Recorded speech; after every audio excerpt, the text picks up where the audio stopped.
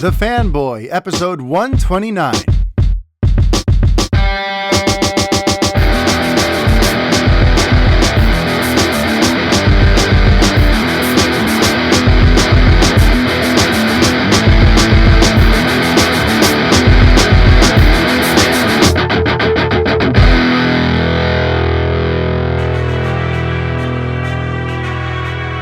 Hi everybody, Mario Francisco Robles, MFR here with you, and this is episode 129 of the Fanboy Podcast. How's everybody doing out there?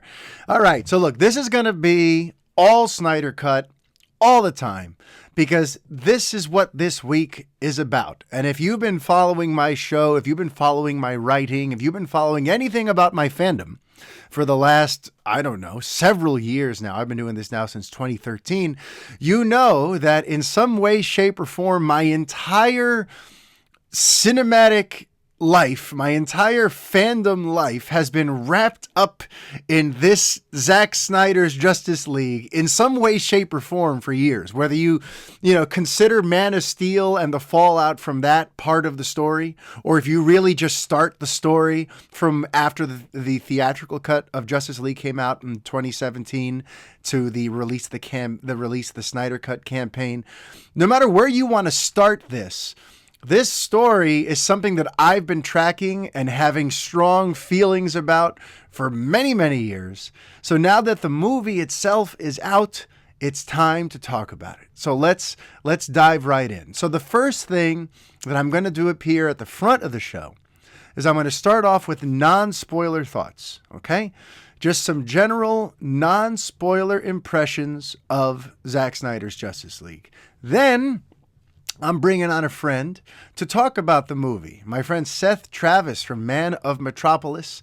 We recently did a Twitter Spaces session together on the topic of why I love Superman. And we hit it off real well. I think Seth is awesome people. I know he's a big Zack Snyder fan, and I wanted to have someone who has been championing that vision all these years. I wanted to have them on the show to share excitedly how they felt about it. Since I'm going to share my 2 cents from the vantage point of someone who has not been dying to see more of Snyder's vision. I wanted to have someone else who's coming at this from a different vantage point for y'all to enjoy. But for now, from my subjective place where I sit, for my particular fandom as someone who's loved all things Superman for, over 34 years now, it's safe for me to say that Zack Snyder's Justice League rocked my world yesterday. It was better than I ever could have expected it to be. But not just that. It was the first time, and I'm going to get more into this later with Seth, but it was the first time that I saw a Snyder movie where I felt completely satisfied with all of his decisions and how he executed on them. And for me, that was clear right out of the gate. Within the first 15, 20 minutes of this movie, it was clear to me that this was a very sort of confident and self-assured filmmaker who knows exactly the story he wants to tell, has perhaps listened to some constructive critiques over the years, and was basically trying to make the ultimate DC movie using all of what he had filmed back in 2016, as well as a few minutes of what he shot earlier this year or late last year.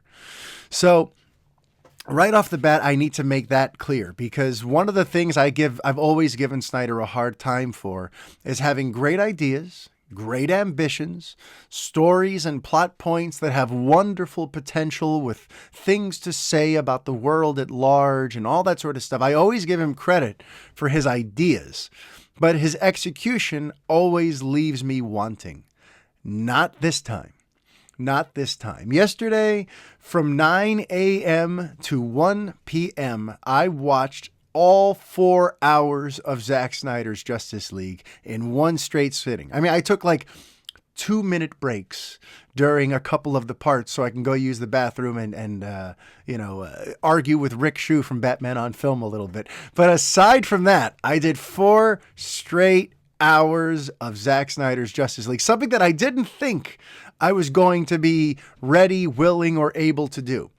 I really thought that was going to be a tall order. I can barely sit down to watch a 2-hour movie on the couch without, moving on to something else because it just is what it is. But this is what good buzz does, people.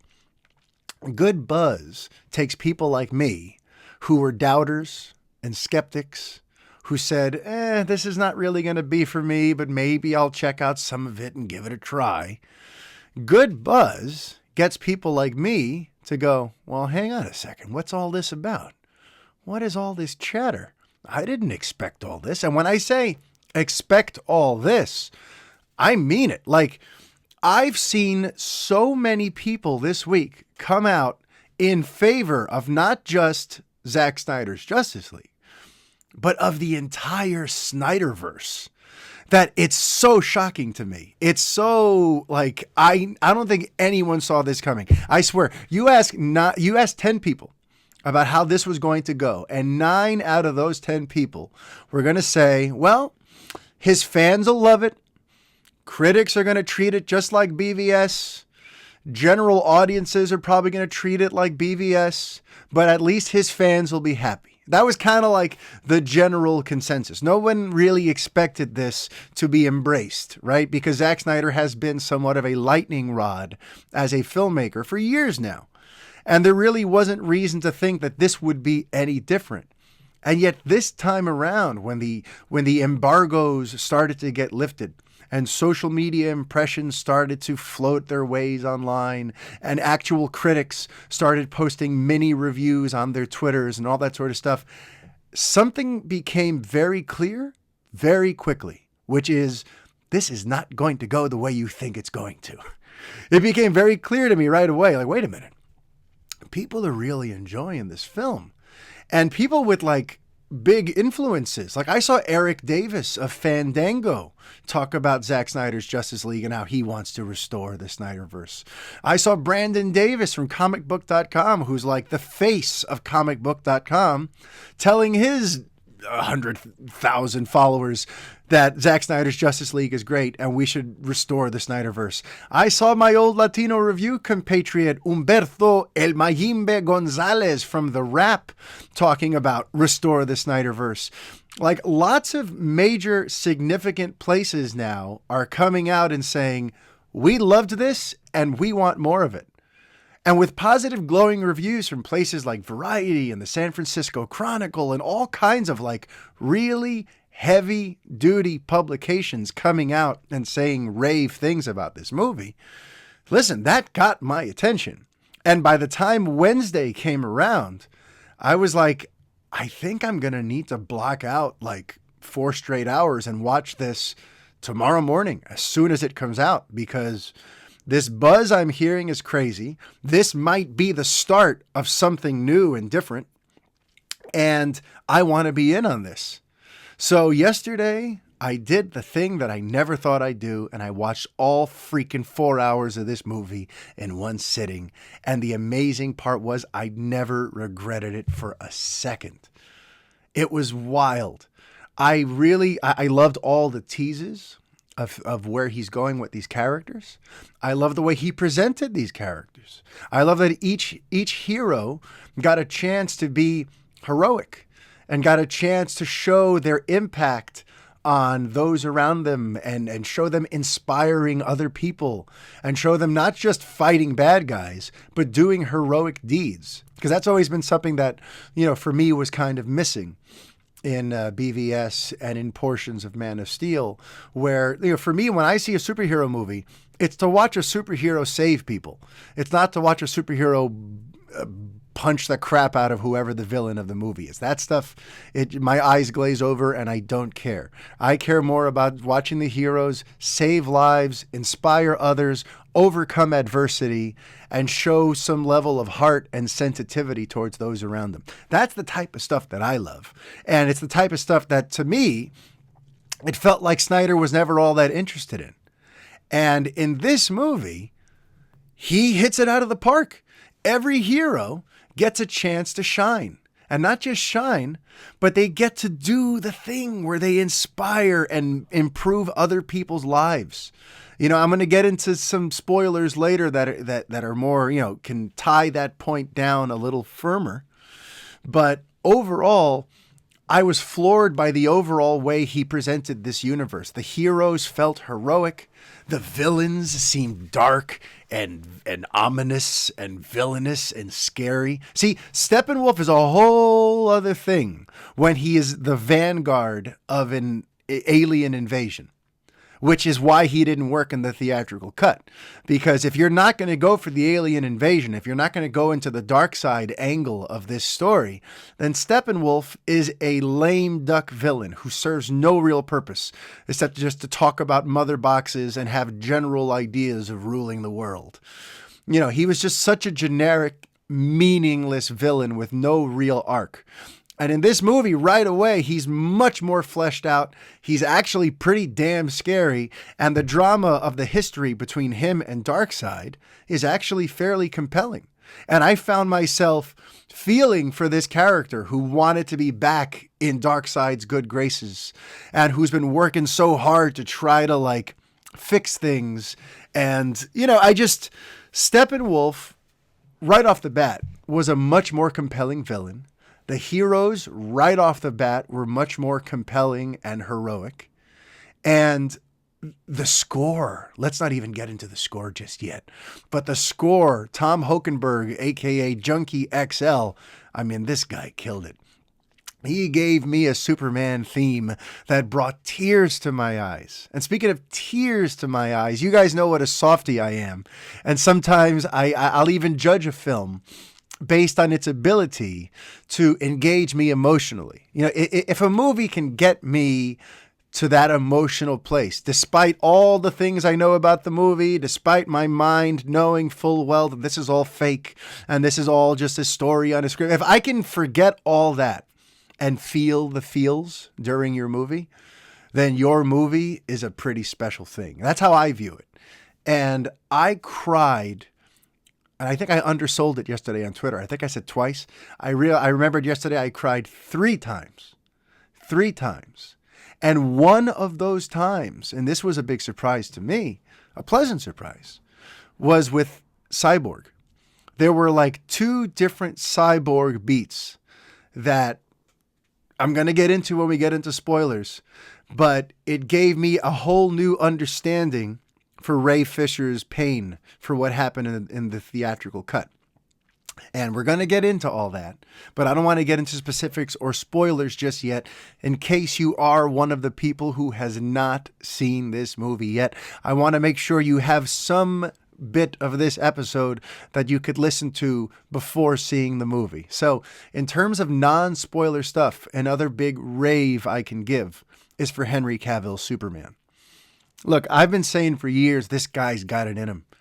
This guy knows the character, loves the character, has ideas and ambitions for the character. He just needs the right script and setting and story for us to see what he can do.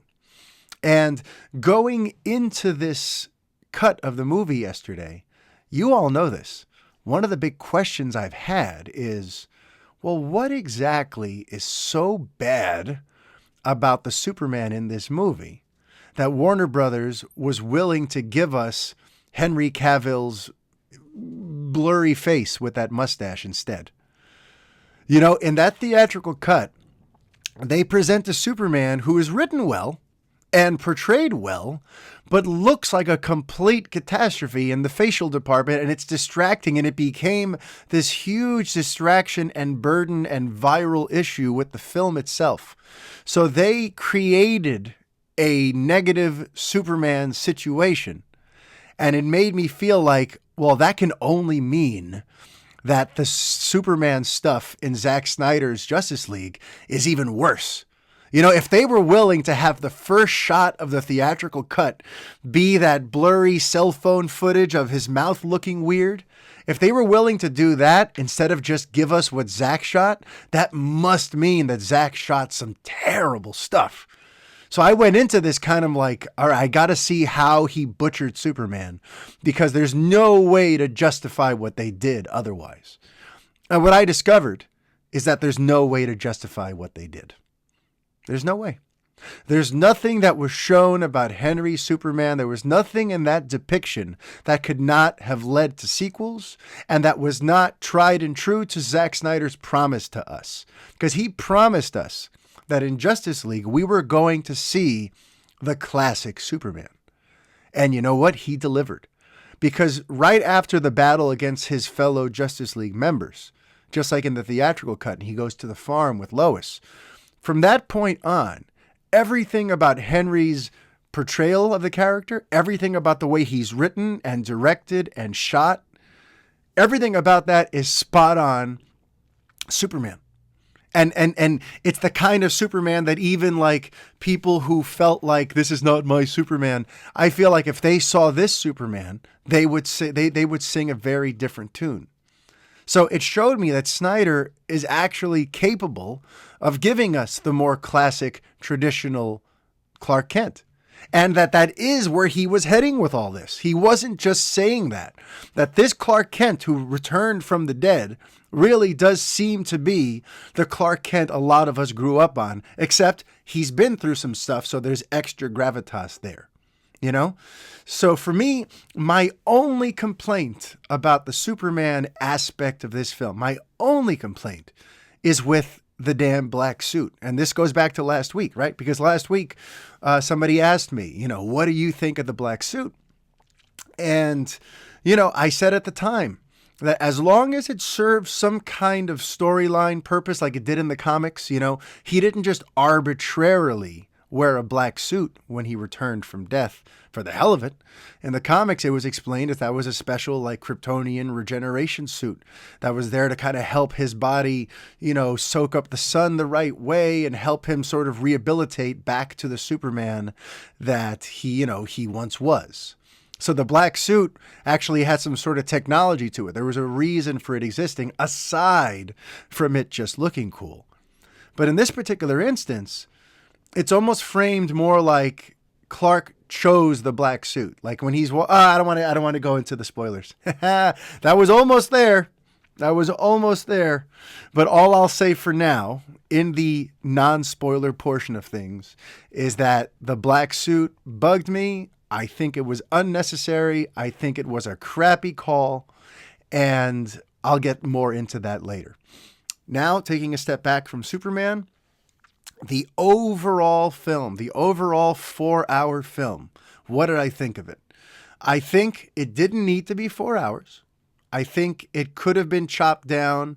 I don't know how much, but there was definitely things that dragged in there. And you kind of got a sense that Snyder was just taking advantage of the fact that, listen, I've got this opportunity now to share every idea I've ever had for these characters with the world. So I'm going to give them every moment of every thought I have on these characters to take advantage of this, you know? So while there are parts that drag, that almost didn't bother me because I was approaching this more as an experience than a movie, you know? Because listen, we got to be honest. This is not the movie that would have made it into theaters in 2017. It just simply isn't. Any way you slice it, even if Warner Brothers had said, Zack, we love your ideas. We think you're heading in the right direction. We want you to tell this story. There's no way they would have okayed a 4-hour cut.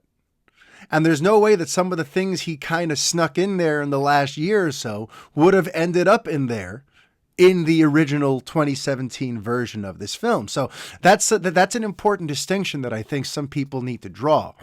Because a lot of the talk this week has also been, you know, how did Warner Brothers see this movie and then decide it sucked and decide to remake it? And, you know, listen, I agree that it's ridiculous. The overhaul in hindsight has been rendered ridiculous by the release of this film and how actually well it plays. But we can't forget that this movie would have been chopped down to about 2.5 hours, maybe, you know, closer to 2, because we know the studio really wanted a shorter movie. And even in a best case scenario, it's a 3-hour movie. Let's say They said, fine, Endgame showed us. Actually, this is before Endgame. That's why I'm saying in 2017, we wouldn't have gotten this. But, let's say they want to give Zack a lot of wiggle room here because they had learned a lesson, let's say, from BVS and how the Ultimate Edition was better liked than the theatrical cut. So in this hypothetical scenario, let's say Zack was able to convince them, hey, let me just make my, tell my full story. They still would have capped it off at about 3 hours. So we all need to remember that too. When we're talking about and we're raving about this movie and questioning how could the studio have been so stupid, it's important to understand that we would have gotten a shortened, possibly mangled version of the story. Think about the relationship between the theatrical cut of BVS to the Ultimate Edition. And what was the big difference there? A half hour was chopped off. That half hour of scenes that Zack Snyder cut out of BVS, suddenly, just to get it to that 2.5 hour runtime, made the movie play worse. The edit, the scenes just kind of, there's not much of a flow. The plot doesn't come together quite as well. Clark doesn't have as much to do. The motivations of their fight aren't quite as crystallized. Like overall, the theatrical cut is an inferior version of the movie. And we would have gotten an inferior version of this week's movie in 2017. So we have to remember that. We would not have seen this back then. So that's why for me, when I was watching it, I wasn't critiquing it on the same scale that I would have critiqued it in theaters back then. Because this is more of a fan experience. This is an alternate take, and this is a director who is this is a love letter to his fans, a dedication to his dearly departed daughter, and a chance to just show us everything he had in the tank. And when you observe it from that vantage point, it's a great time. It's a great time. Even with the things that drag, even with Superman having an inexplicable black suit, even with certain plot points that that doesn't really make sense when you have a hero who could basically teleport anywhere in a matter of seconds. Or why did it take this villain so long to do this if he's had this item he's been searching for 40 minutes? Why did he give everyone else a chance to find him? You could totally go down certain rabbit holes and go, wait a minute, this doesn't make a lot of sense, or the logic doesn't really hold, or whatever. But if you view this more as the experience of what it is, I think you're going to have a pretty damn good time, because I did. And I got the goosebumps. I got the tears. There were times where I had to sit up and I'm on the edge of my seat, invested in what comes next. And the thing that keeps coming back to me is that the overhaul was fucking pointless. And that's coming from me, someone who was happy with the overhaul. Someone who, before knowing anything about Autumn Snyder or all the personal trials and tribulations, just on the surface, when I heard that they're going to tweak DC and make it a little more family friendly and a little more old-fashioned and traditional and less of this darker heavy metal sort of version that Zack Snyder's trying to tell, I was all for it. I wanted to see these characters portrayed differently. But now that I've seen what Snyder had in mind, I'm starting to second guess that. I'm starting to really feel like this guy actually has a vision that I can buy into. And it took him a few years to refine that vision. And he had to give us a 4-hour freaking movie to show us the full breadth of what he can do. But this guy has more storytelling goods than I was willing to give him credit for, or that even I realized at the time. Because this film is chock full of great little moments, and it really just blew me away. And the last thing I'll say in this non-spoiler review portion of things is, if you're worried like I was, if you're worried about this quote-unquote massive cliffhanger ending, don't be. Because speaking from my personal experience, that made me a little nervous, because it made me worry that I was about to spend 4 hours watching something that doesn't have a real ending. Because a true cliffhanger leaves you with that feeling of, "Ooh, but what happens next? We didn't get the final thing. We didn't get the ending. We were left with a piece of the story that now we have to see the next thing in order for this to be a complete experience." So I thought that's what this was going to be. I was worried. I'm like, wait a minute, am I going to spend 4 full hours in Snyder's world and still not get like a proper ending? What a pain in the ass that's going to be. But good news, folks. Yes, there is the cliffhanger element, but the film also does have its own proper ending, and you can just enjoy the film as the 4-hour standalone ride it is, as opposed to it feeling incomplete without the next part of the saga, And that's the interesting part now, right? Because now there's probably going to be a fair amount of demand for the next part of the saga. And it's going to be interesting to see how that goes.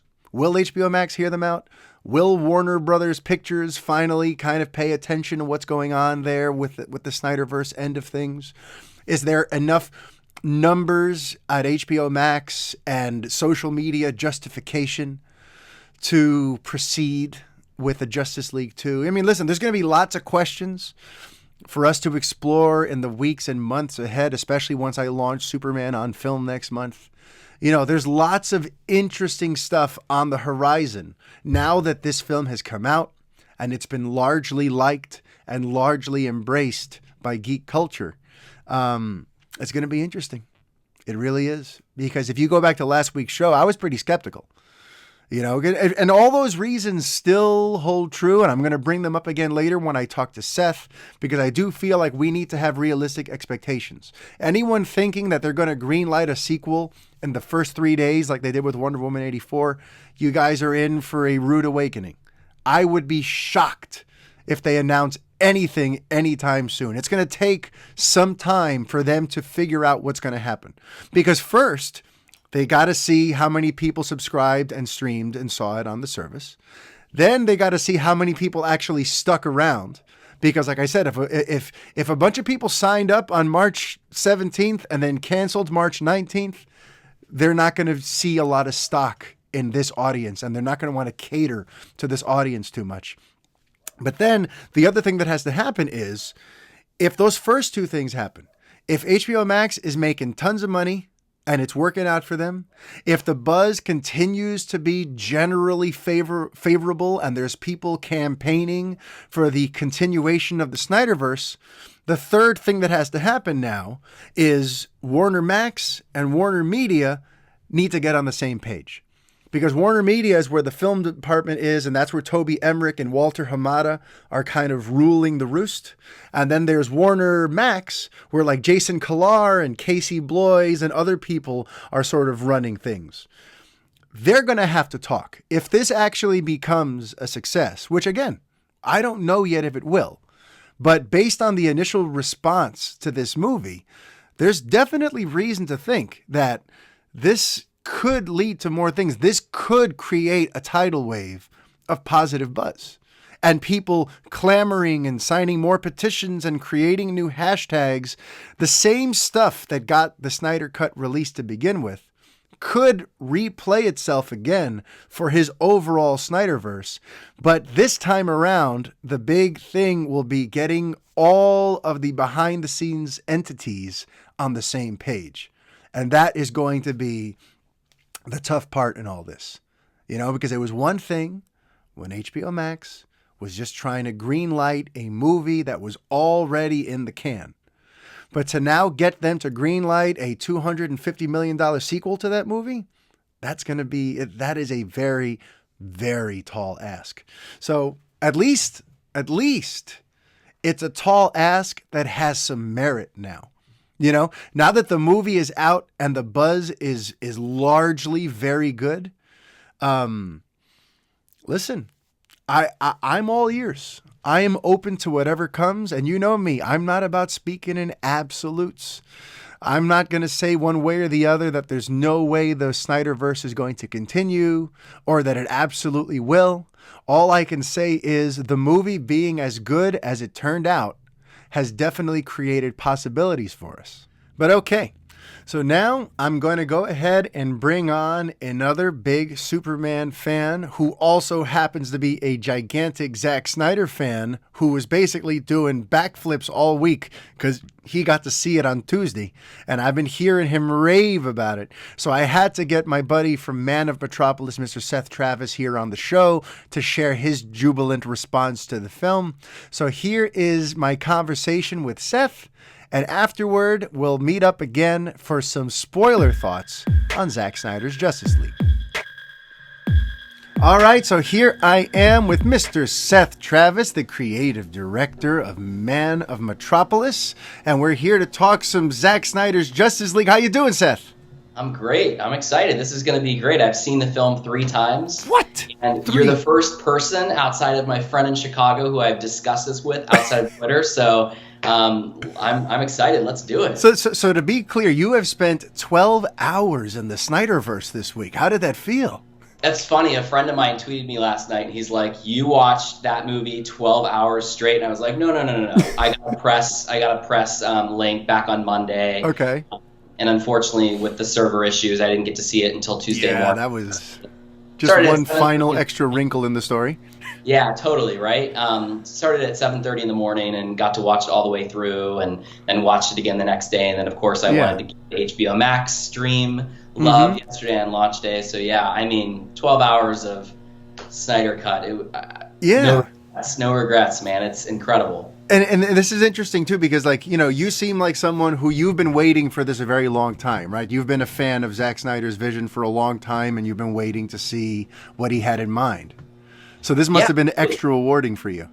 Yeah, I mean, I had grown up like yourself, like loving Superman, and I know we had that cool Superman chat on Twitter the other day. Yes, we did. Like, I was too young to read comics when I first discovered Superman, so Christopher Reeve's Superman was like that first connection for me. But now, like as a full-fledged adult, like I was 33 years old when Man of Steel came out, and technically Superman, Man of Steel was 33 in that film. Wow, and so that for me was just such a hot connection. Yeah. And then when Batman vs Superman came out, I mean I'm not a big Rotten Tomatoes guy, and I don't really read people like critics reviews on movies until I see it. I try to get their opening night, and I was actually blown away by BVS. And so even the theatrical cut, huh? I thought the theatrical cut was great, but when the ultimate cut came out, it was like there we go. Yeah. Watched BVS Ultimate Cut more than Man of Steel. That's how much I like that film. But at any rate, I definitely knew going into the Snyder Cut what Zack Snyder is capable of, kind of when unharnessed. And even through a pandemic and even through sort of the drama of the last 4 years of sort of all the behind-the-scenes stuff, it was just such a epic, powerful, emotional journey. Yeah. That's why for me, too, like when I talk about seeing this movie, it's hard for me to discuss it as just a movie. Because to me, it's also just an overall experience. It's the climax to the last 5 years of the ins and outs of this movie getting made and all the crazy stories that went into it and all of the hopes and prayers that Snyder had sort of put into this story that he wanted to tell, that people wanted to see come to fruition. So for me, when I was sitting down watching it, I wasn't watching it from just the standard metric of how good of a movie is this. For me, it was like this was an overall experience. This was us getting to see the full breadth of his vision. And, this is not necessarily the movie that would have come out in 2017, which is another interesting conversation because they would not have let it be 4 hours back then, right? So this is more of just like...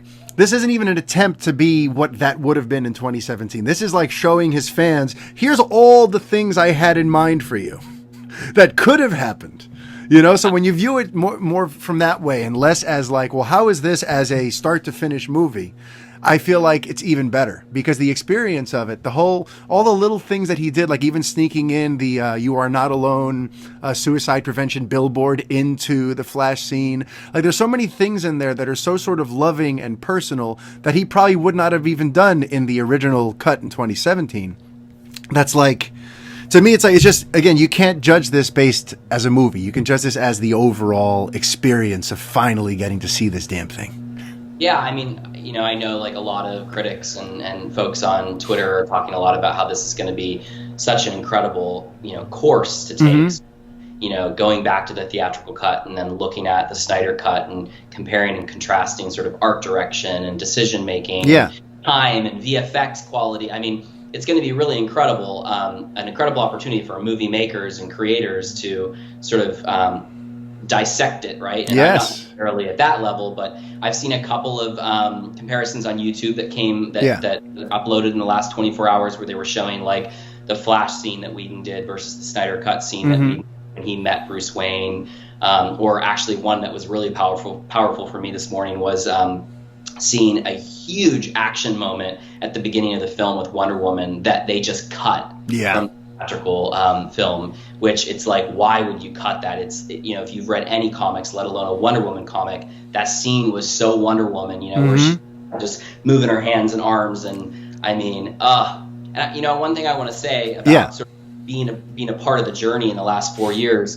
that I think is really interesting. And I'm not like a Broadway diehard person, but I do really love theater, and I have a lot of friends in theater. And for anybody watching that is familiar or listening that's familiar with Broadway and theater, they workshop these scripts and these plays and the choreography and the songwriting and the makeup and the hair and the costumes. And it doesn't just show up ready. It's a long process. So by the time you go to like Hamilton, for example, like by the time Hamilton became this massive hit, that everyone talked about for 6 or 7 years before we got it on Disney Plus, like that creation was workshopped before it got to the point where we all got to see it in a theater. And so, one of the things I think that I really hope everyone in the fandom at HBO Max and Warner Media and film critics see sort of in the Snyder Cut is, drama and tragedy aside, which is very serious and very important and part of the context of this story forever, that I think Zack Snyder had an opportunity over the last 4 years to workshop certain ideas that maybe he wasn't given permission back in 2017. And then I just have to give the Jared Leto Joker scene the shout out it deserves, because I have chills talking about it. I don't want to say that one very small short scene stole the whole movie, but I do want to say that I think we could potentially get some things in the next 5-10 years from DC and from Snyder and from Jared Leto that we might have never seen ever in our lives. I know that sounds really dramatic. I've watched the scene 3 times now, and I mean, Jared Leto is a living legend as far as he's an incredible actor. So I just wanted to talk about the workshopping thought and idea, because it's like, there were certain moments in the film that were kind of proof of concept of like what we're going to get with Flash or Flashpoint, what we could get with more Henry Cavill as Superman, what we could get if we return to the original Warrior version of Wonder Woman. And I hope that all of those seeds that Zack was able to plant through the Snyder Cut, I hope we water them, and I hope we give them sun, and I hope they grow, and I hope we get the Snyderverse. I mean, and I guess because there's a few permutations of what could happen next. There could be a continuation of what's happening already, which is where Warner Brothers Pictures basically is kind of ignoring this project and moving on and pushing forward with their own views on what the DC filmverse should be. And they're going into the multiverse, and they're going to use that Flash movie to sort of reset some things, and so that's like the current plan. Heading into this, they wanted to treat this like one and done, cul-de-sac, we've moved on, but enjoy this for what it was. Then there's the possibility of, okay, now it's a big hit, so now we're going to allow that to continue exclusively as an HBO Max thing, while we on the big screen continue to push forward where we want to go. So that's like plan B, where they can both safely coexist. But then I feel like there's also option C, where they could say, based on the success of Zack Snyder's Justice League, let's bring this back into the main continuity, where even the movies now are following up on what Zack Snyder planted there. So there's kind of like a few different ways this could go. I guess which way would excite you the most? Like, would you, if all these Snyderverse continuations that could potentially come are on HBO Max, are you bummed about that because you wish they were in movies, or is that going to be good enough for you? Listen, I think anything Zack Snyder, whether it's on YouTube, it's on HBO Max, or in IMAX, would be incredible. I look at the future of the DCEU both from a creative perspective because of sort of what I do for a living, but also from an executive perspective, because I understand production costs. I understand working with different creative visions. I understand when projects go right and when projects go wrong. Yeah.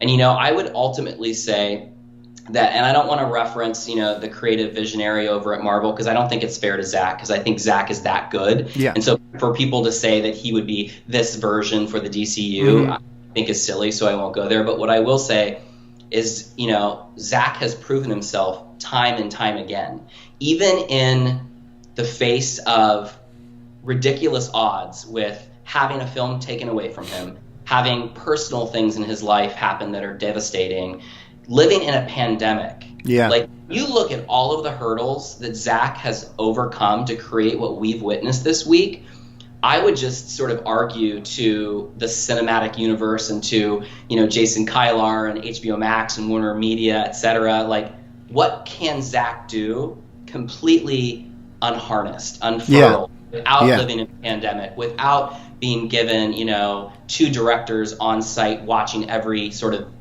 thing he's doing. Yeah. So, my answer would be, I would love to see C. I would love for them to see that Zack is a visionary. That doesn't necessarily mean that he needs to direct every film. Just sort of set the tone, though. Come up with the overall master plan. And I think it would be silly at this point, for how deep and far Marvel is and with their storytelling and their characters, to try to be them or try to do anything that they're doing. Let them do what they're doing. I just watched the first episode of Falcon and Winter Soldier, and I thought there were some really strong moments in that. Didn't love WandaVision, but I do think as you got towards the end of that series, I thought it was really interesting, and every week I wanted more. Yeah. Obviously, like, Infinity War and Endgame were incredible, and it was awesome to see all of these characters unite. But I think what, again, you sort of see it from critics and Zack himself, but I think what separates DC Comics characters from Marvel is, I think, especially what Zack has done, is Zack has looked at them as like these mythic, historical legends. When you watch Wonder Woman walk into that tomb, see all of that artwork as if it was almost like Egyptian ancient artwork and storytelling. It's like, let's double and triple down on that, because just even sort of the Vikings feeling that you get from the Age of Heroes shot. So take all my money. I will watch these movies until I'm in the grave. I believe that Zack Snyder proved himself over and over again in the Snyder Cut, and I pray and hope, when they greenlit Wonder Woman 3 the day after 84. I'm hoping for something today. I'm hoping we get like a VanityFair.com article or a Hollywood Reporter announcement. Like, I'm hoping. Yeah, see, I have a feeling that it's going to go a little differently this time, because I one of the reasons that they were able to do that last time, like with Wonder Woman 84, they were able to do that because Warner Brothers already wants to be in the Wonder Woman business, right? And Warner Brothers, the film division, paid for that movie, and they're invested in completing that trilogy, and they know that people are interested in Patty Jenkins and all that, and Gal Gadot's Wonder Woman. In this particular case, it's a little different because this movie was already pretty much done, so it's easy to greenlit the Snyder Cut, right? Because most of it was already sitting there, and they just had to finish it. But now to ask HBO Max to can you spend like $250 million on a sequel? That's going to be hard. I feel like without getting Toby Emmerich and the film division involved, it's going to be really hard. And I feel like that's going to be the uphill battle, because even if the numbers are through the roof and the socials are through the roof, to ask a streamer to now plop down over $200 million on a sequel, that's a tall ask, so they're going to have to get on the same page with Warner Media about where we proceed from here, So that's kind of like the... I think the silver lining, talking about not trying to be Marvel, I think one thing, especially Zack's approach to filmmaking, that is a plus if we don't get C option, but if we get, I think A option was HBO Max, is I think a Death in the Family type streaming series with Ben Affleck and Jared Leto, and I think Dylan O'Brien would be an incredible Robin. And he already from the Maze Runner franchise. Yeah, I know Dylan O'Brien. Which I think we got to think marketing here. Yeah. So that gives Zack a chance to film. Like, he already films long, right? He already shoots the hell out of stuff, which if you're a huge fan, you're fine with. Yes. So then great. You have 8 episodes at an hour an episode. I mean, that's incredible freedom for Zack. And we all want to see more Leto and more Ben Affleck or Batfleck. Yeah. I know they already did the Green Lantern Corps. They've greenlit it and they're developing it. I think they're supposed to be shooting this year. But I think also the Amazons should be like... Yes, that I hope they do well with that. There's so much potential there. With that. They need to do a series with that. Yes. I mean, Marvel and Disney doesn't have anything like that. That level of empowerment and mythic sort of women in these legendary, strong roles with incredible acting. And Connie, what's Connie's last name? I forget. Connie Nielsen? Nielsen? Is, yeah. Like, you just feel every expression. She's sensational. Yeah, so it's like throw as much money at her as you can, lock her in a contract, do a series. So yeah, I think in that respect, I think doing those couple of series could really benefit or could really work for HBO Max. And God, I hope, worst case scenario, and it's not even bad because it's like as long as we get to see these stories told. Yeah. If we get a JL2 and a JL3 and HBO Max, fine by me. Yeah, my hope for the project really, or moving forward, like if they do decide we're going to, invest some more in the Snyderverse, I hope that their messaging and their marketing is clearer.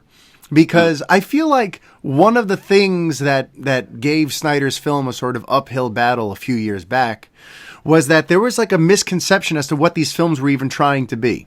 Like people thought that that DC was trying to make its own MCU, its own sort of like, everlasting, evergreen franchise that's 4 quadrants and kids will love it and grandparents will love it. And it's this safe sort of family action comedy vibe, right? Yeah. And where it's seemingly going to go on forever. We're already on year 11 of this and there's still more phases coming.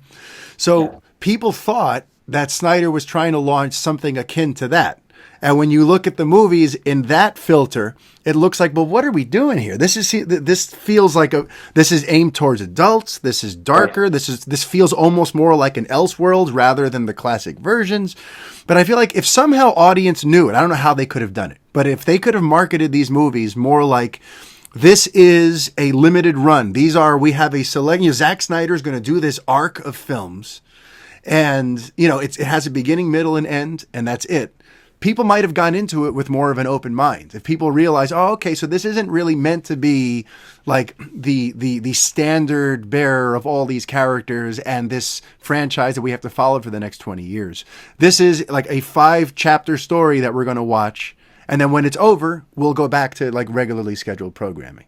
You know what I mean? Like they should have found a way to convey that. I think though, I really believe this. And listen, I've never worked with Zack Snyder, but I think especially this last year, it's like, I feel like I've watched and read everything that comes out of his world, and of course years before, but I think Zack Snyder is an artist. He's not a content strategist. I think Kevin Feige is probably more of a content strategist. I think Zack is smart, right? Because Zack surrounds himself with the best writers, the best VFX teams. And so I think he's able, I'm just sort of thinking if I'm an artist painting one portrait or one landscape, I'm not thinking about the next 20 landscapes and portraits I'm working on. I'm thinking about like, what color pink do I want the flower to be in this field? Yes. And I honestly think that is how laser focused Zack is on the piece he's working on right now. I think maybe one of the things that has benefited, Marvel and sort of their longevity or their runway, if you will, is I think that they've been more focused on how many pink flowers are going to be in the next 20 paintings. Yeah. They're thinking very macro and example, but I truthfully believe that because BVS for me, like, it just blew my mind every minute. I think, it's weird to say this, and I think you're the first person I'm saying it. I'm saying it on video now too, so I'm going to be like held to it. But for me, BVS, I think, is perfect.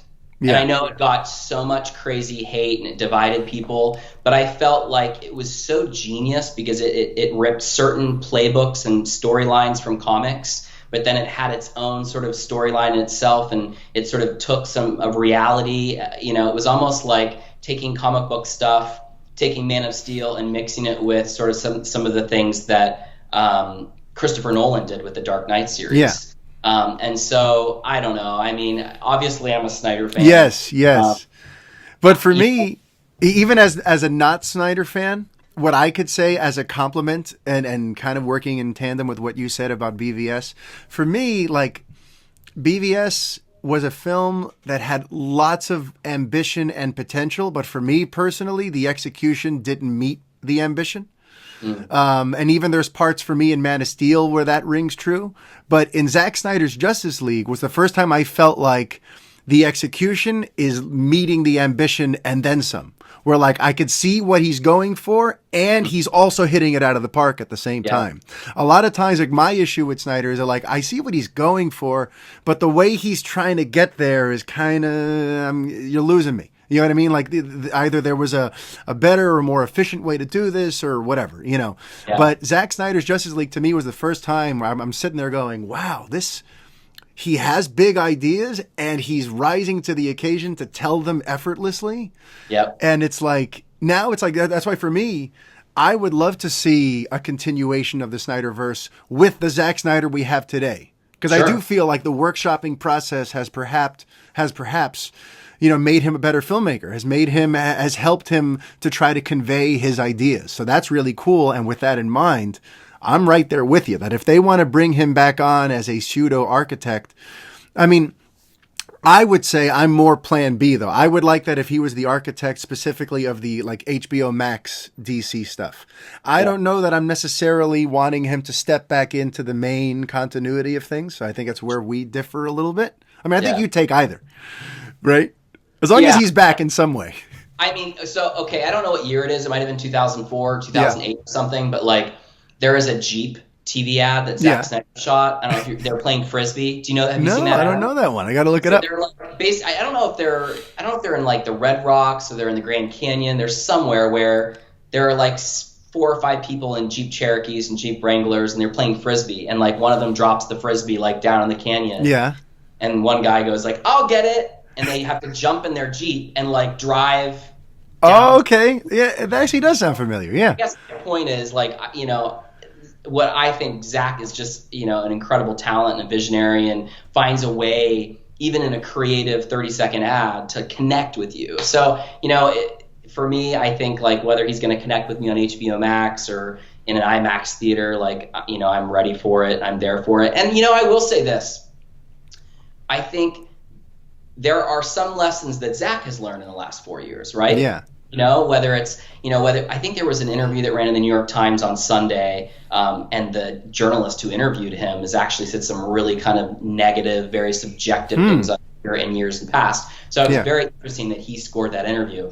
But Zack, I think, has become very diplomatic. And not to say that he hasn't ever in the past, but I think it's almost like he has grown in his storytelling powers and grown in his director powers, and I think that maybe he's developed relationships that maybe he hasn't in the past. And so if there's ever a time for him to be more unleashed, it's now. And so as far as the cinematic universe, as you talked about, you know, I never saw it, but I'm anxious to see what Muschietti does from background. You know, he's Latino. The castings he's doing is embracing I think the first Wonder Woman that Patty Jenkins directed that was, you know, co-produced by Zack Snyder, I thought was as close to Black Panther as the DCEU has gotten in terms of connecting sort of with a global audience where everyone just fell in love with the character and fell in love with the world of Sandra. So I think in that respect, like absolutely, I think we hope, and I hope that Warner Brothers and the DCEU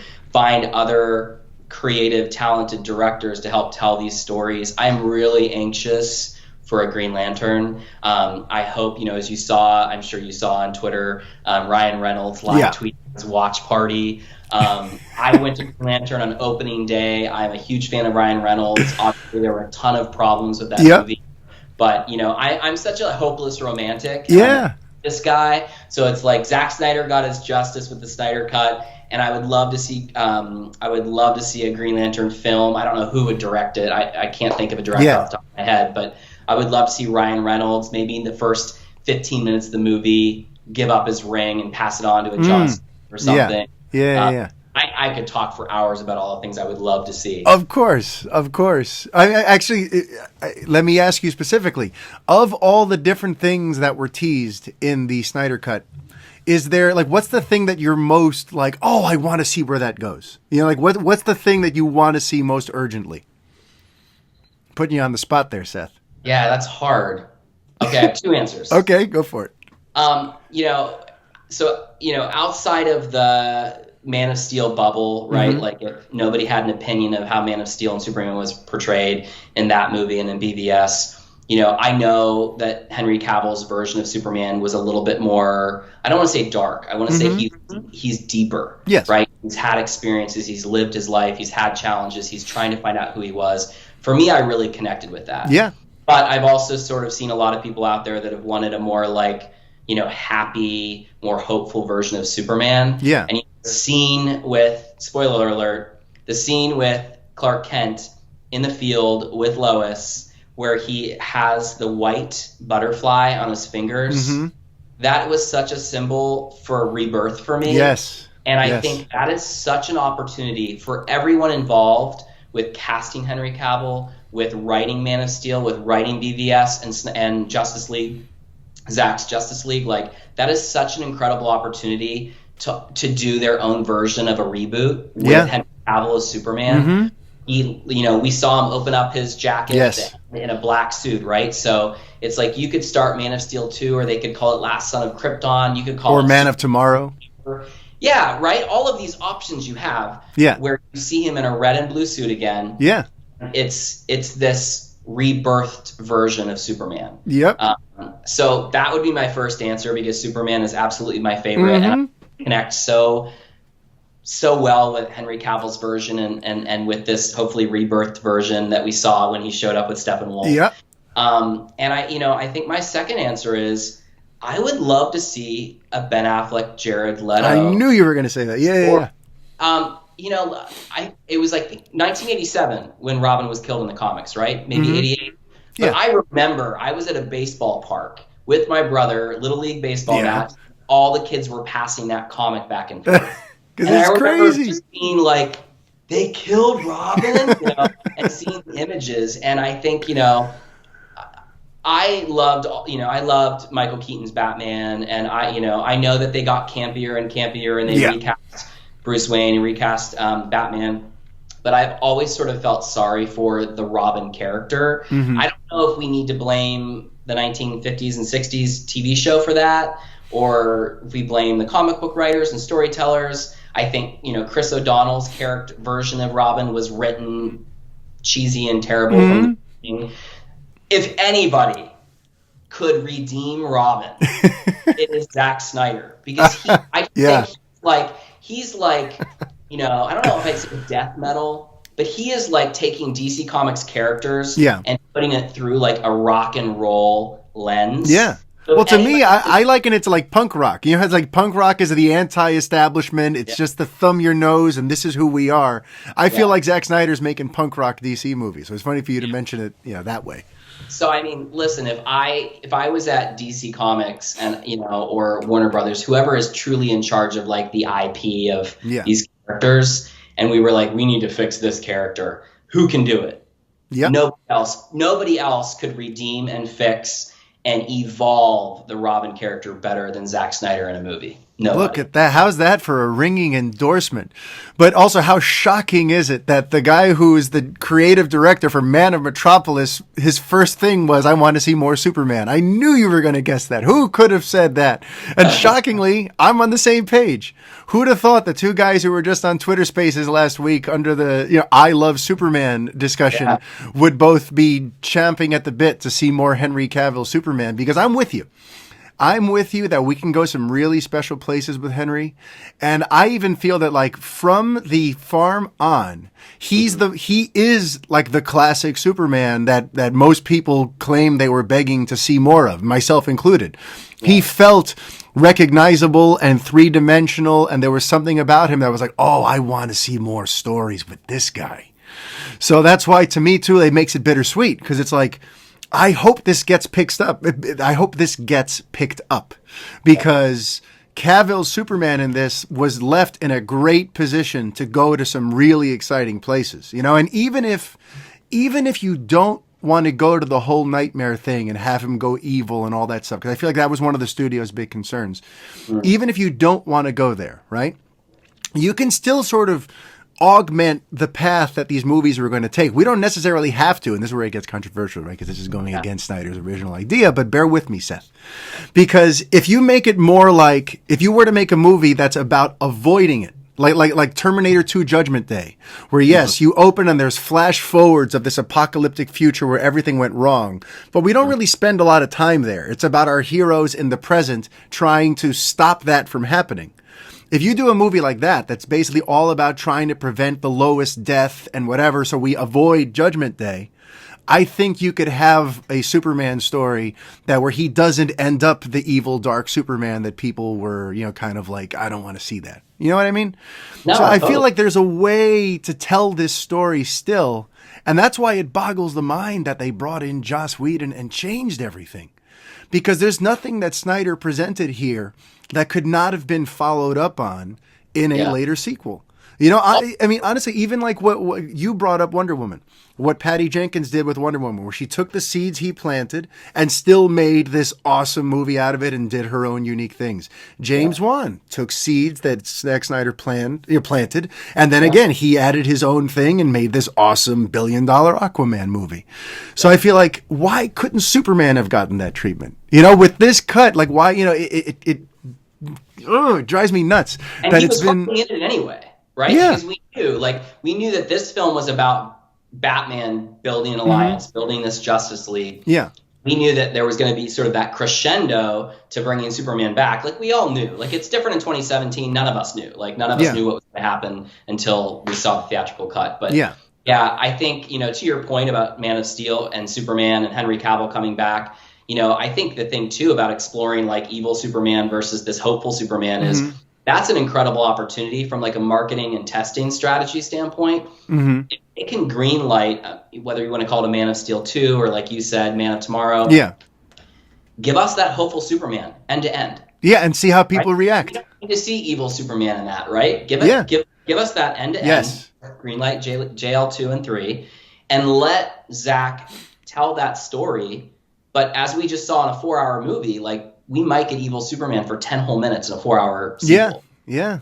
So very true. To me, that's interesting. That's exciting. That's different. That breaks monotony. It's shocking. It's surprising. Like, isn't that what we want in a massive movie? Is to feel those emotions and not, you know, I think, let's talk about Superman Returns really quickly. That was a film that was really leaning on nostalgia. That was a film that was really leaning on paying homage. That was a film that did everything that, like, a lot of people online say they want or say Superman is, and it didn't work. It wasn't terrible. I'm not going to trash it. But for me, if I had to compare Man of Steel versus Superman Returns, you know, whether you like Man of Steel or you don't, whether you like Superman Returns or you don't, you have to give Man of Steel credit for being fresh, for being unexpected, for giving you a Superman you've never seen before. Whether you liked it or not. Yeah. For me, it's about I think it's about doing something special and different rather than just eating something. Because even with Wonder Woman, right? Like, I think we both have common ground here. We both love Gal Gadot. We both love Wonder Woman. I think what was so awesome, if you connect the original Wonder Woman film by Patty Jenkins and then you come to the Snyder Cut Wonder Woman, those are the same Wonder Woman. Yes. That we love both versions. We can agree. I think both you and I and both viewers around the world want to see that again. And I think there were really cute moments and sweet moments in '84, but I think we all want to see a badass Wonder Woman. Yeah, I agree. It'd be funny if that just becomes what this all becomes about. This entire conversation was, we all want a badass Wonder Woman, and that's how it all winds up. No, but listen, you're bringing up a lot of great points, and listen, what's so cool about this week, about this movie coming out, is that now it feels like there are all these possibilities again. You know, and honestly for me, and that's a lot for me to be excited about these possibilities, because I was sort of fine with moving on before I knew more and before I experienced more and went through these last 4 years with everyone. But I was kind of happy to kind of like, all right, listen, I wasn't in love with Snyder's version of things. Let's give this new direction a shot. But this new direction has been very kind of hit or miss. Wonder Woman 84, like you said, it was okay, but there were some weird creative decisions there. And Birds of Prey, I wasn't in love with, but it was there. It was fine. But to me, it feels like the movies since they ditched Snyder have kind of lost any kind of identity or personality or feel. And yeah, it's interesting now to feel like, no, where he is today, I want to see more of what he has in mind. Yes. And now we're here in the multiverse where it can all happen and we can have our cakes and eat it too. And what an amazing time to be a Superman fan, right, Seth? Absolutely. And Mario, I just have to say one last thing on my end is I truly believe now, following the release of the Snyder Cut, we are living in the age of heroes. And I think that's something that we all need to really focus on, no matter what your preference or character or storyline that you take out of this film. Is the opportunity that this has created for all of us as fans, for future creatives, for artists, for actors, is it should all be seen as positive, that right now we're living in the age of heroes. I love that, Seth. How can people find you over on the Twitter if they want to hear more wonderful, inspirational quotes like those? Yeah, it's at Seth Travis on Twitter, and if you love fashion like I do, at Man of Metropolis on Instagram. I love it. Seth, I'm going to have you on again soon. This was way too much fun, man. But thank you. Thanks for me. Yep, it was great having Seth to talk about all that. And now I'm going to go into some stuff that's a little more on the in the murky territory when it comes to Zack Snyder's Justice League, because there are some legitimate questions that have come up since this film came out. Since this film came out, a lot of people are wondering, what was it about this direction that they found so abhorrent that they were willing to do the insane things they did to overhaul that movie? And look, it's very hard to justify it because just based on the creative, as I mentioned to Seth, you really could have continued from here. You could have just gone on from this point. You could have released the Snyder Cut possibly as a two-parter if you wanted, or chop it down to some lower, again, that makes me anxious because I know that when they chopped down BVS, it became a far inferior film to the Ultimate Edition, which still isn't my cup of tea, mind you. But I know that his longer cuts are always better than his shorter cuts. And with that in mind, with this Justice League that we got, it's very clear that if they would have just hired more directors like Jenkins and Wan and other people to just come and take Zack's ideas and now go to the next level with them, they could have. There wasn't anything about the path that Snyder put them on that was unavoidable. Because look, even if you want to say, we don't want to do the Darkseid thing, Marvel's doing Thanos, we don't want to do Darkseid just yet, we really want to do Legion of Doom, right? Which is, we know what they ended up wanting to do. That even before Whedon came on, that John Berg and Jeff Johns were kind of pushing the compromised version of Justice League towards a confrontation with the Legion of Doom as opposed to Darkseid. This sort of stuff has been documented already. And with that in mind, even if they didn't want to go there, Snyder gives them leeway to not go there. In this movie, he creates an opportunity to not do Darkseid yet. Because now that we're in the spoiler zone, remember, at the end, Darkseid's plot is foiled. And we just hear him talking about getting his legions together and coming back at some point to complete the mission. But that could take 1 million movies. Who knows when that could be? That doesn't have to happen in the next movie.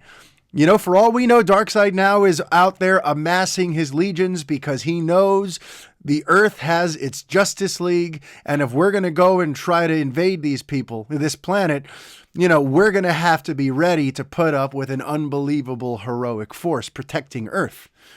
But again, You don't have to go there right away. Nobody's saying that the next movie has to be Darkseid. So if you want to do Justice League 2 about Legion of Doom and Justice League 3 about trying to prevent the lowest death that sends Superman into his insanity and creates the nightmare timeline, and then you get to like a fourth or fifth Justice League movie where now Darkseid finally arrives and all things go to hell, you could do that. You know, there's very little about this movie that could not been followed up on. You know, it's very strange that they went the way they did, completely neutering everything about a larger, grander picture that Snyder was trying to tell, when the stuff that he was planting could have been handled by other filmmakers. And you already did it. Patty Jenkins already took a Snyder idea and then put her own spin on it and had incredible success with Wonder Woman. James Wan already did that, as I mentioned to Seth. You know, Warner Brothers already had the blueprint for, okay, Snyder has good ideas, but we could bring in other filmmakers to flesh them out. There's nothing about Zack Snyder's Justice League that couldn't have played out that way. So to me, that's the part I really don't understand. There's nothing about what he was planning that backed them into a corner creatively. There really wasn't. You know, you want a happy classic Superman? He ends that way. Yes, we get a flash forward of the nightmare where he's evil again. But the way he's actually depicted in that third act, and at the end we see him with the shirt rip. There's my shirt. But look, like everything about this Superman is the classic Superman. You don't really have to tweak all that. I mean, I could honestly go down each character, but each character is given an idea of where to go, but nothing is set in stone, whereas Snyder is forcing the hand of future filmmakers to have to approach the material the same way. So to me, this idea that Warner Brothers found it necessary to shoot from May to September, completely remaking this Justice League movie, for what purpose did you do this? For what purpose was all this ugliness?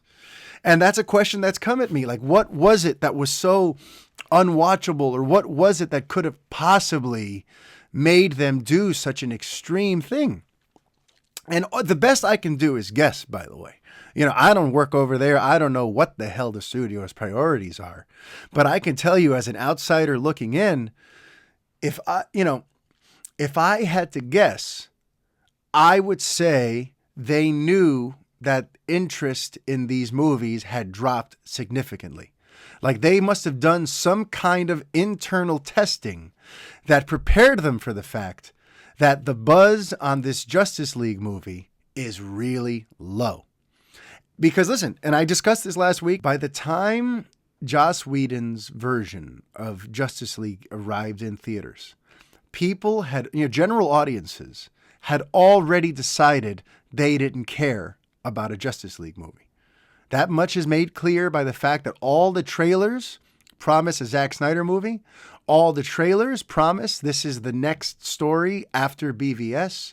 All the trailers promoted this for what everyone thought it was going to be. And it's still only open to $93 million. So that means that like interest had dried up insanely. BVS had a fairly grand opening weekend. And then after that, what happens, where people now tell their friends whether or not it was worth seeing it. And that's why there's a huge drop off in weekend 2. Because for whatever reason, general audiences saw that theatrical cut of BVS and they were left with a crappy taste in their mouths, right? And that didn't happen with Justice League. People didn't even sample Justice League. Nobody showed up on opening weekend. So I wonder if that's it. I wonder if somehow they knew. Maybe they were doing internal market research. They were doing test screenings. They were polling people who saw BVS and Man of Steel and asked them, are you interested in a Justice League? And I can only assume that they were doing these kinds of tests and polls and surveys. And the results were that, holy crap, this Justice League movie is going to bomb. So we need to do whatever we can to do a dramatic 180 on BVS. It's either, and listen, and this is me trying to give them the benefit of the doubt. This is me trying to apply logic to what is a lot of times a very illogical thing. You know, the filmmaking process, the way Hollywood kind of handles its movies, there's not a lot of logic in place a lot of times. Things are constantly sort of shifting and changing and moving, and sometimes you're at the whim of just what one person in a suit wants to do. So I'm trying to apply logic to an illogical industry. But if there is any bit of logic to any of what they did to Justice League, it has to be because they saw already, the writing was on the wall, that BVS had soured audiences on even wanting to see a Justice League movie. So that's what made them go, we need to do whatever we can to change this and be a complete opposite of BVS. Because if that's not it, if there wasn't internal testing, if they didn't foresee that low opening weekend, and it's really just because somebody creatively thought things should be differently, yikes. Like, what unbelievably short-sighted and ridiculous decision-making that was.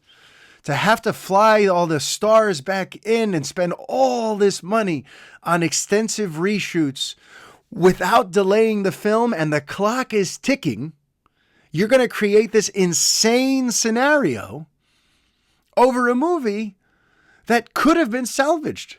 Now that we've seen it, we know that Zack's ideas could have been salvaged and could have been turned into something bigger and better after the fact.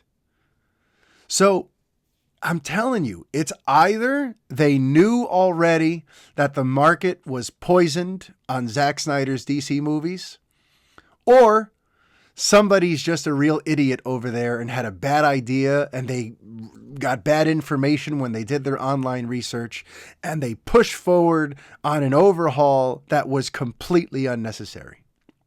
And the whole thing is really just so ridiculous when you realize that these wounds that DC was trying so desperately to heal from were self-inflicted. You know, everything that they did with Justice League here seemed to be an attempt to make up for 2016. Because BVS came out and Suicide Squad came out and they both got less than 30% on Rotten Tomatoes. And it really sort of painted this picture of DC's films are sort of lost and they're no good. And while Marvel is having all of this success, DC is just sort of spinning its wheels, putting out all of this overly edgy junk. Like that was sort of the perception that was created in 2016, right? But what happened in 2016? What were those two movies that created this negative buzz? It was BVS, where they chopped a half hour off it and made an inferior cut of the movie. And it was Suicide Squad, which they took away from David Ayer and made grand sweeping changes to as well. So both of the movies that had them, wounded coming into 2017 were wounds that they themselves gashed into their own sides. Like, at least let the people see what it was that you greenlit. Let them see the movies that you asked Zack Snyder and David Ayer to produce.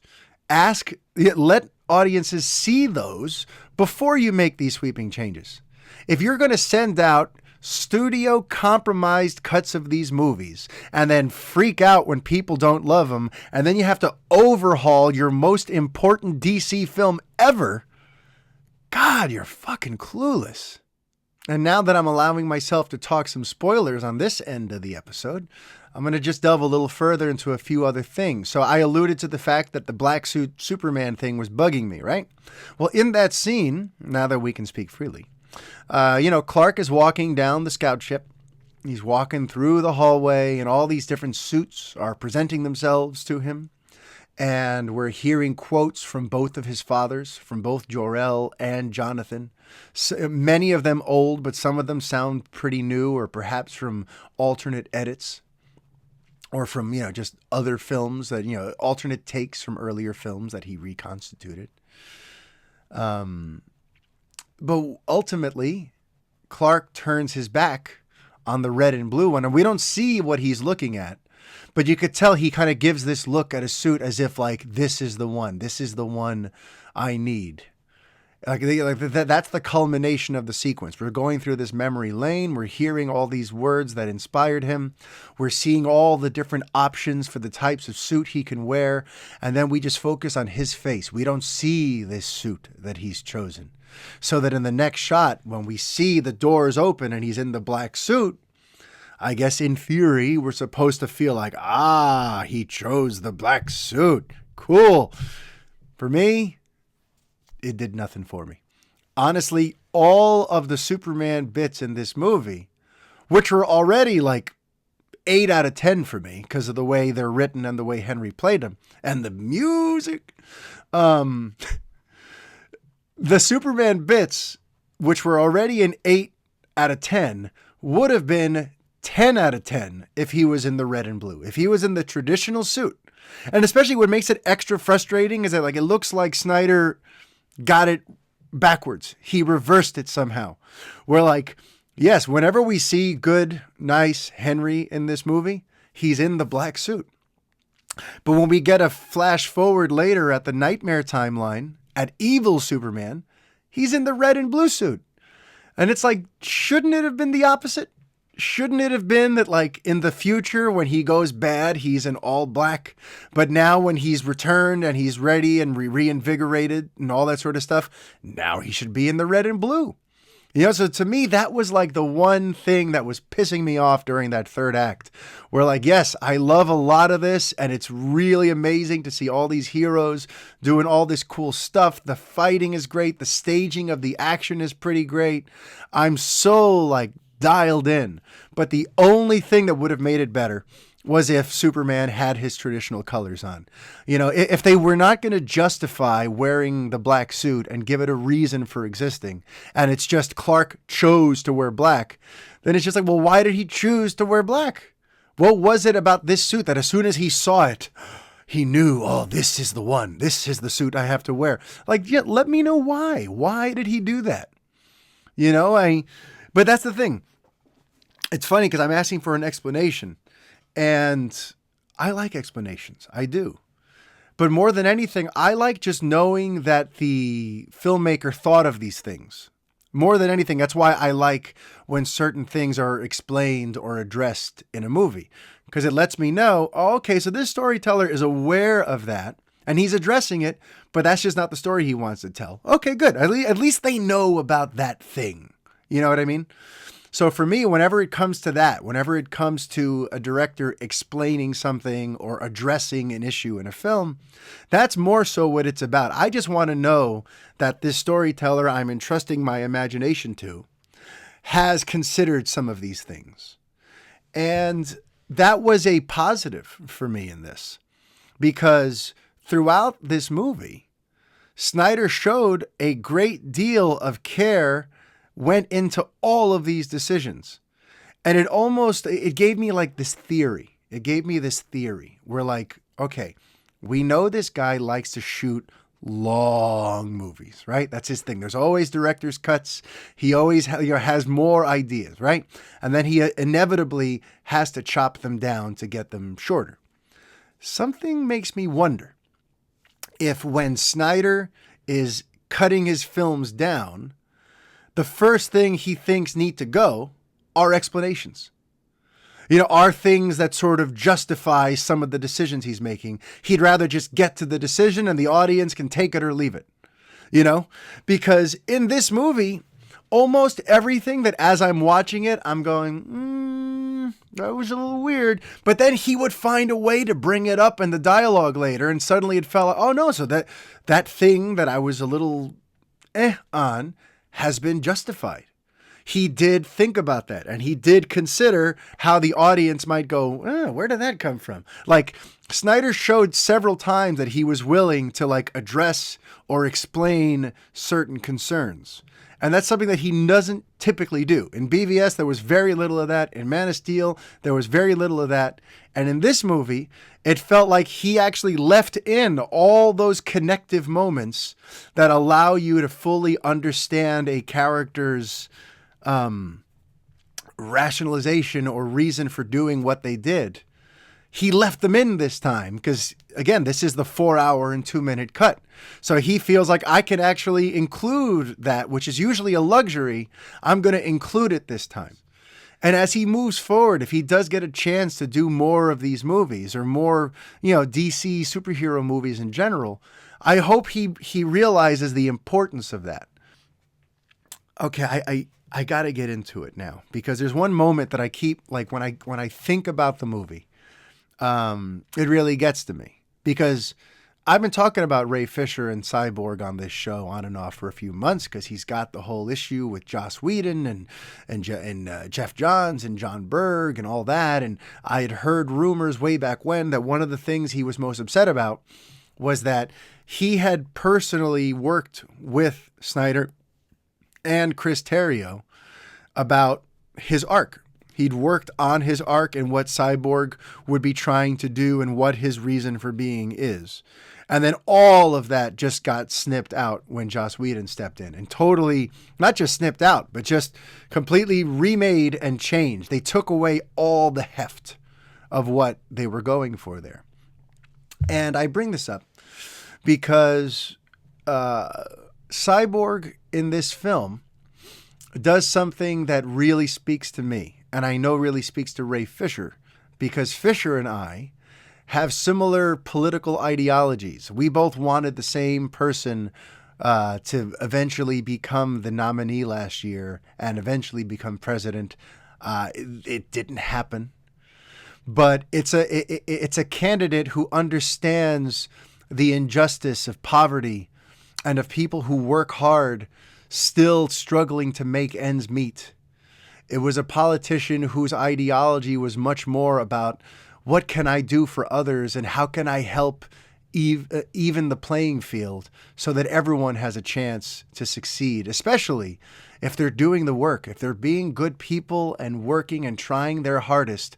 No one should be struggling or in misery in this great country of ours because, well, I'm not going to get into the politics right now, but I know that Fisher feels that way.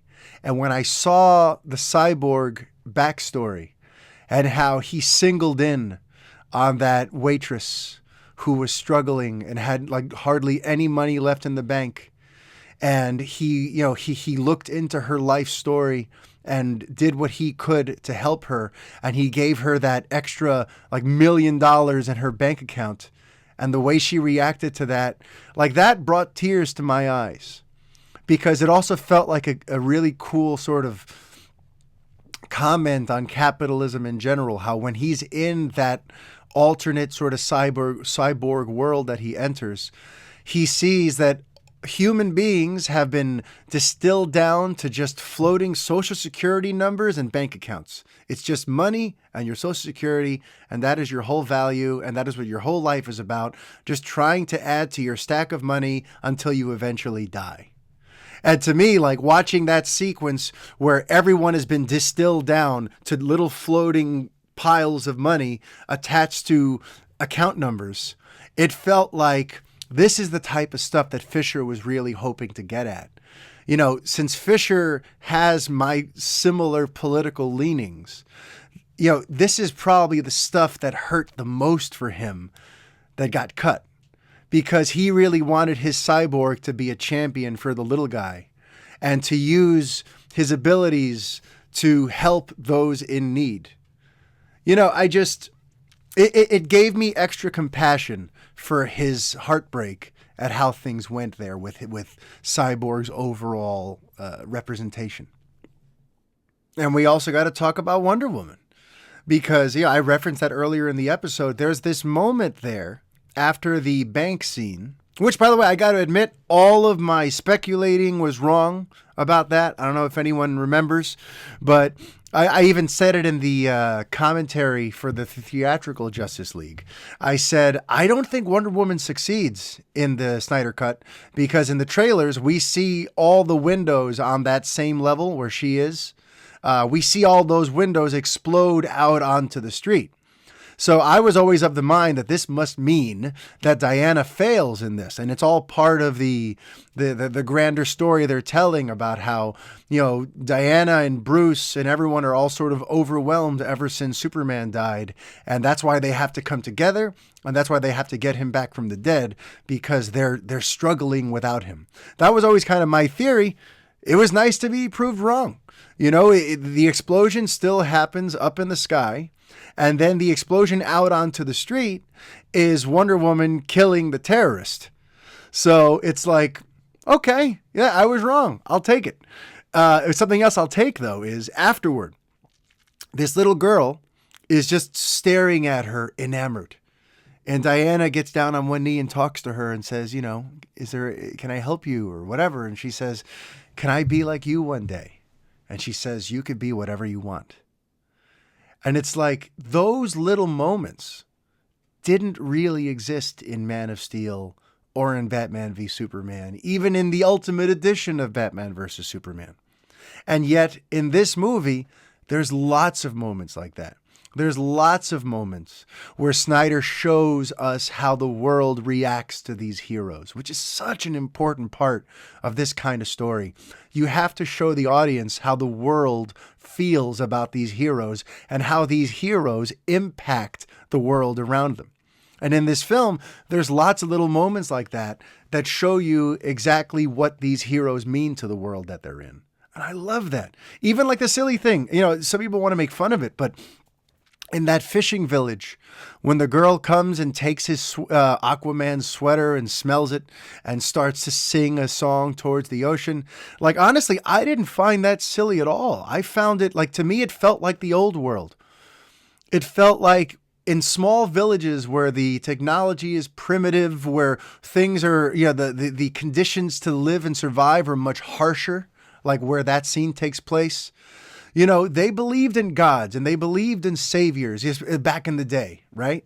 And nowadays, you'd have to imagine that if there was this small little fishing community on the other end of the world that feels forgotten and is always dealing with, the harsh weather and, frozen seas so they can't get food and all this other stuff.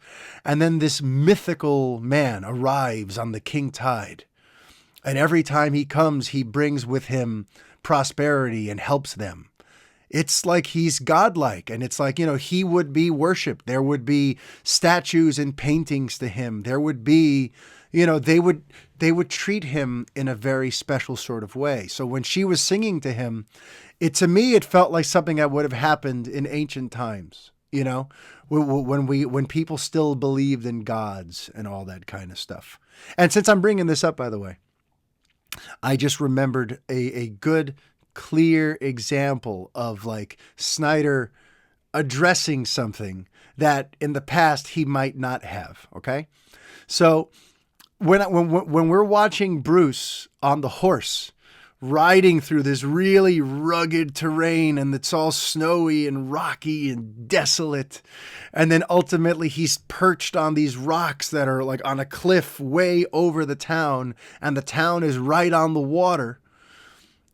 Honestly, for me, it felt like here we go again with Snyder choosing style over substance. Why would Bruce Wayne show up on a horse to get to this village and have to go through all that when he's Bruce freaking Wayne? He can get a boat, he can get a helicopter, he can do whatever he wants to get down there.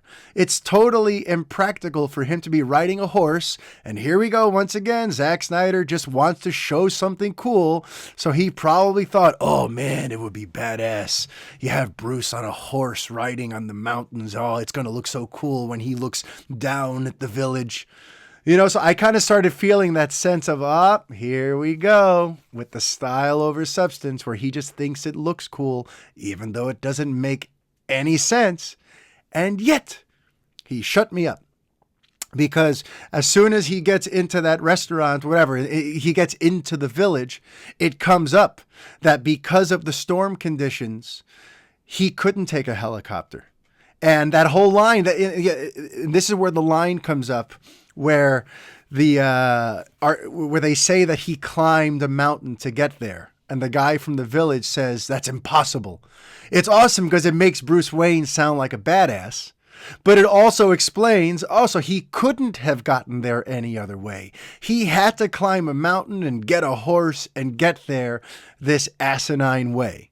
And to me, that was just a very early example of something that happened a lot throughout Zack Snyder's Justice League, where anytime it could have seemed like he was choosing style over substance, he found a way to let you know, actually, there was a reason that this happened. It wasn't just because I thought it looked cool. And I loved that. I loved that. And once again, if he can keep those two elements in his future films, I think he's going to have a lot more success. The two elements of showing us how the world around these heroes reacts to them and how they inspire the world around them. And actually giving the audience, throwing the audience a bone once in a while to kind of let them know that like things are happening a certain way for a certain reason. I think, honestly, his films would be far less divisive. Because this movie, if this is what he's capable of, I got to tell you right now, I'm ready to restore the Snyderverse. I'm ready to see more of what these characters were intended to do. Even if it means going in new directions, but using the Zack Snyder's Justice League as canon, as the jumping off point.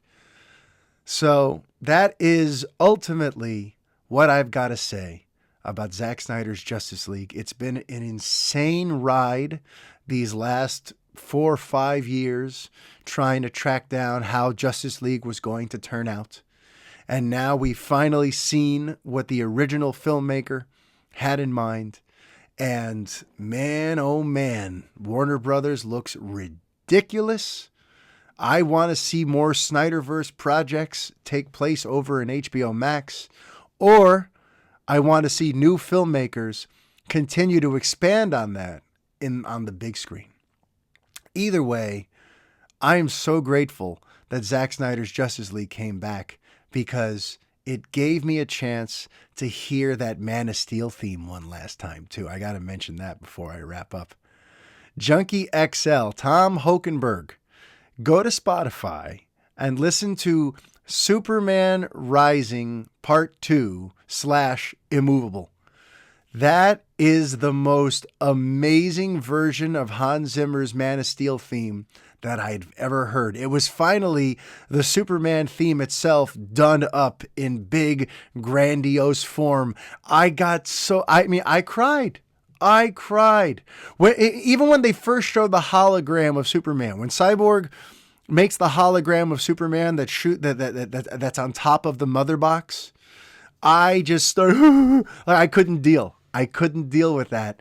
And then when he finally shows up and you hear the music and he's beating the hell out of Steppenwolf, and it's finally like the fanfare version of Hans Zimmer's theme, I could not have been happier. I was, listen, Henry, I knew you had it in you. You showed it to me in Zack Snyder's Justice League. I hope you get a chance to show it to me again. And I hope, beyond all hope, that if you get a solo movie, we get a movie that opens with that Junkie XL version of the theme as the opening fanfare, because that deserves to be the new gold standard Superman theme moving forward. That's how I feel. So, everyone, I hope you enjoyed this long form look at Zack Snyder's Justice League. I hope you enjoyed my conversation with Seth Travis, as well as the non-spoiler and spoiler portions of my review on the film, as well as the way I addressed the way this overhaul really did not need to happen at all, plus the only way I think they could have been justified. So hopefully you enjoyed all that, and until next week, life is chaos. Be kind. Adios.